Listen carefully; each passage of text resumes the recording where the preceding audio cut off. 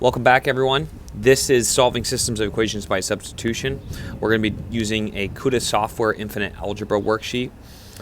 This is for Algebra 1, but this could also be used for geometry and some other courses. So let's go ahead and get started. It's asking us to use substitution to solve each system. We're going to go ahead and start with number 2.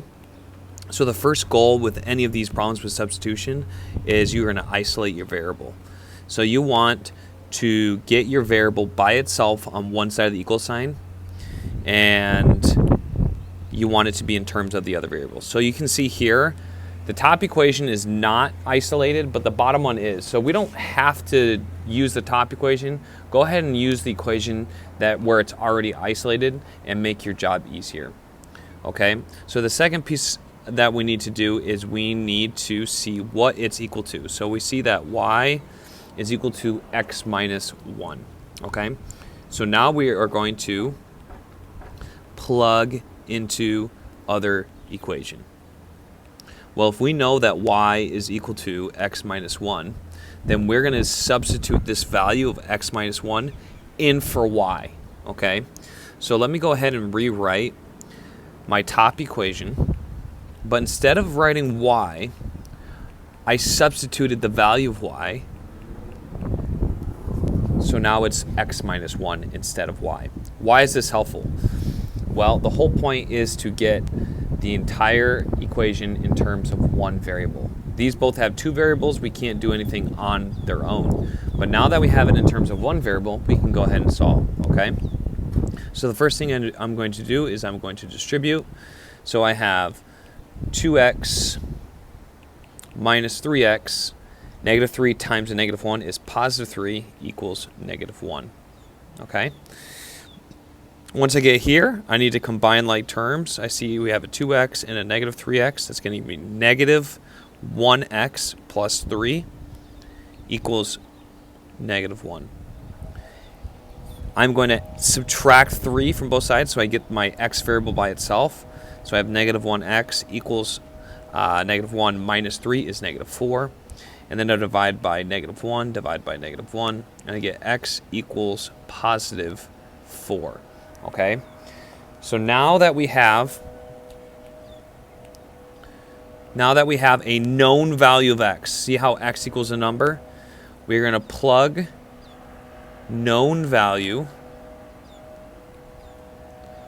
Okay, that's anytime it's x or y equals a number into either equation. Okay, so now I'm going to take this x equals 4 and I can plug it into either one. So let me show you how that looks. So we can do 2 times 4 minus 3y equals negative 1. And we can solve. So we have 8 minus 3y equals negative 1. We subtract 8, we get negative 3y equals negative 9. Divide by negative 3, divide by negative 3, we get y equals 3. Okay, now that was the long one. You got to use some strategy here. Obviously, plugging in x is 4 into the bottom equation is going to be a little bit easier. So let me show you what that looks like in the orange. So we have y equals, instead of writing x, I'm going to write 4. That's the known value. And I get y equals 3. See how much easier it was doing it that way? So now my final answer needs to be an ordered pair. And that is 4, 3. And that is my solution to the system.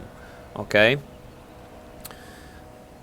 I have enough time to show you another example where y or x is not solved. Let's jump to number 8.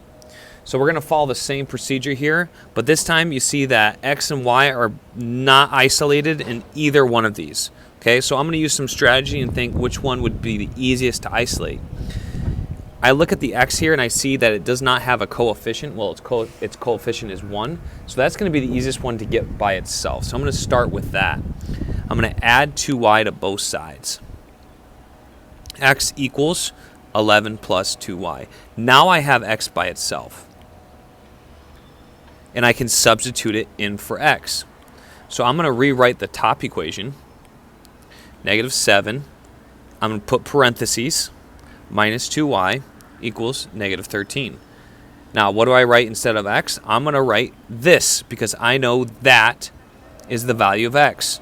I'm substituting that value in for x. So I have 11 plus 2y.